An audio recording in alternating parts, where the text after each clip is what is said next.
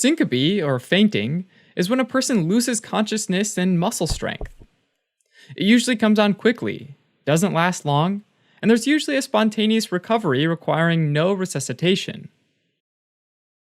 It's caused by a decrease in blood flow to the brain, usually due to low blood pressure.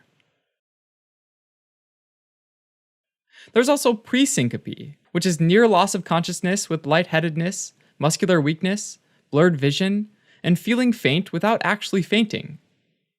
Presyncope can lead to syncope, so you can think of it as a spectrum of the disease. Neurocardiogenic, vasovagal, and reflex syncope are the most common causes of syncope, and this is a benign condition triggered by parasympathetic activation resulting in vagus nerve discharge. This discharge might be in turn triggered by urination, defecation, coughing, prolonged standing, or a stressful event like seeing blood and needles. Carotid sinus hypersensitivity is a variant of neurocardiogenic syncope. And that's when mild external pressure on the carotid bodies in the neck is enough to induce this reflex response. It can be triggered by a tight collar, shaving, or head turning. Most patients with neurocardiogenic syncope experience a prodrome, which is a period of symptoms lasting at least a few seconds just prior to losing consciousness. The prodrome is usually associated with a precipitating event, and it might include dizziness or lightheadedness, a sense of being warm or cold, pallor, nausea, abdominal pain, sweating, palpitations, visual blurring, having poor hearing, and hearing strange sounds.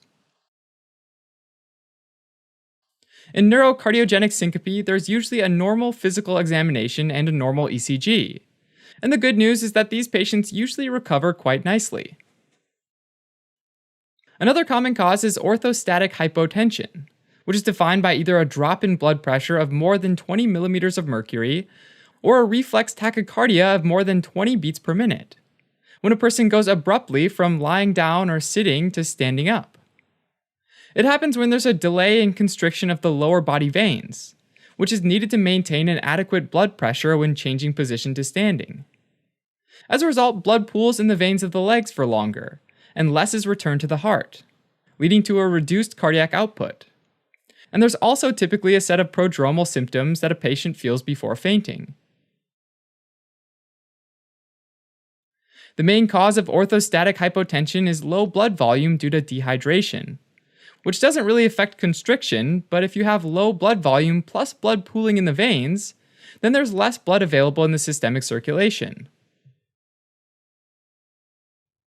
Elders, pregnant women, and patients taking certain medications are predisposed to develop symptomatic orthostasis, including medications that block vasoconstriction, like calcium channel blockers, beta blockers, alpha blockers, nitrates, diuretics, which affect volume status and electrolyte concentrations, and medications that prolong the QT interval like antipsychotics and antiemetics.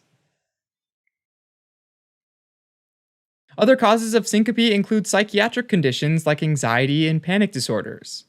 And these patients are generally young, without cardiac disease, and typically have multiple episodes. Metabolic causes of syncope include hypoglycemia and hypoxia. And finally, drugs of abuse and alcohol might cause a transient loss of consciousness, as well as signs of toxicity. Typically, when that's the cause, patients don't return to normal neurologic function immediately after regaining consciousness. And to make matters worse, alcohol can also contribute to orthostatic hypotension by impairing vasoconstriction. An important life-threatening cause of syncope is cardiac syncope, which includes arrhythmia, ischemia, valvular abnormalities like aortic stenosis, cardiac tamponade, and pacemaker malfunction. Risk factors for cardiac syncope include a strong family history, so having a close relative with sudden cardiac death or myocardial infarction before 50 years old, history of heart disease, and symptoms consistent with heart disease like chest pain, palpitations, or shortness of breath. Arrhythmia is the most common serious cause of cardiac syncope, but it can be intermittent and require cardiac monitoring. Another life-threatening cause of syncope is a pulmonary embolism, which happens when an embolus suddenly gets lodged inside a pulmonary artery or arteries, causing hypoxia. Also, a severe hemorrhage can cause hypovolemia and result in syncope.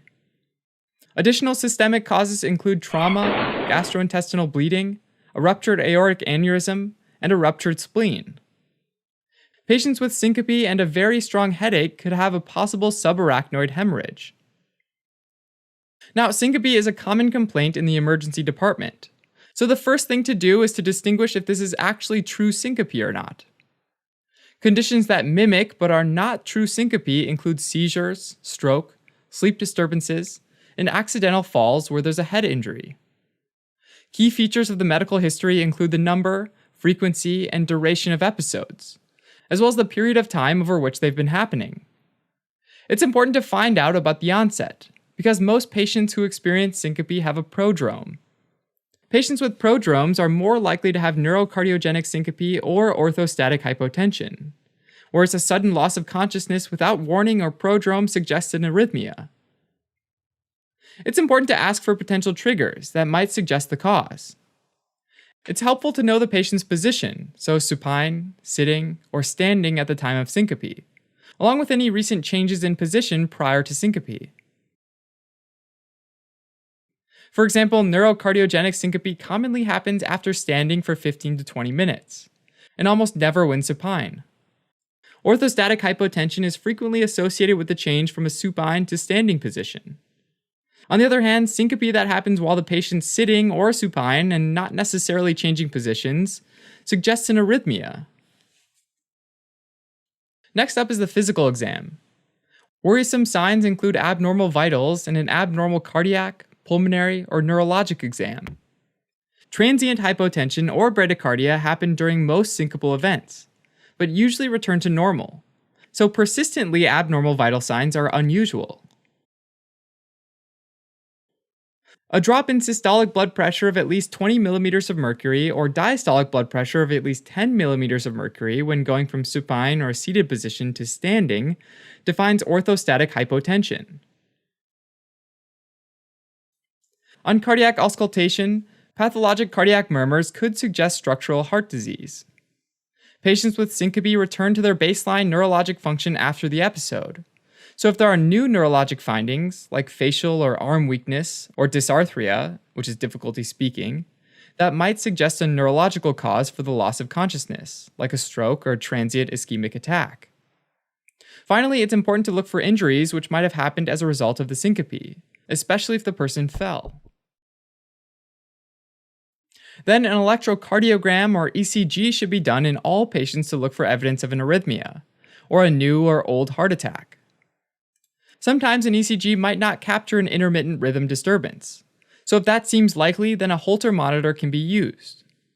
A Holter monitor is like a portable ECG that records the heart rhythms during the day and at night, in order to catch the next syncopal episode that might happen.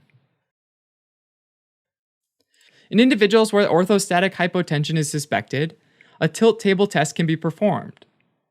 And that's where a patient lies flat on a special table while getting an ECG and having their blood pressure monitored. The table then creates a change in posture from lying to standing in an attempt to cause syncope. If the patient experiences symptoms associated to a drop in blood pressure, like lightheadedness or even fainting, then a diagnosis of orthostatic hypotension is made. Management focuses on the underlying cause, but oftentimes a clear diagnosis might not be found for many patients with syncope, and it's called unexplained syncope. When there's a clear cause that's not life-threatening, like orthostatic hypotension, a patient may be discharged for outpatient follow-up. On the other hand, if the cause is life-threatening, like cardiac syncope, pulmonary embolism, or a severe hemorrhage, then the patient should be admitted for appropriate management. When the cause is unexplained, high-risk features include an abnormal ECG, history of cardiac disease, especially ventricular arrhythmia or heart failure, persistently low blood pressure, dyspnea, hematocrit lower than 30%, older age and associated comorbidities, and family history of sudden cardiac death. High-risk patients with unexplained syncope should be managed like life-threatening syncope, and admitted for management and cardiac monitoring. On the other hand, low-risk patients with unexplained syncope should be managed like non-life-threatening syncope, and discharged with outpatient follow-up. Finally, when a person has an acute episode of syncope, the goal is to make sure that blood returns to their brain by positioning the person on the ground, with legs slightly elevated or leaning forward and the head between the knees for at least 10 to 15 minutes. In case syncope is caused by cardiac disease, the treatment involves dealing with the underlying cause. So, for instance, pacemakers and implantable cardioverter defibrillators to maintain an adequate heart rate depending on the precise cardiac cause. Alright, as a quick recap. Syncope is defined as sudden loss of consciousness and muscle strength, with fast onset, short duration, and spontaneous recovery requiring no resuscitative efforts. Everyone with syncope needs to have an ECG. If a clear diagnosis of the cause is achieved, then it's called syncope with a clear cause. And we must distinguish benign causes, mainly neurocardiogenic syncope and orthostatic hypotension, from life-threatening causes like cardiac syncope, which require hospital admission and management.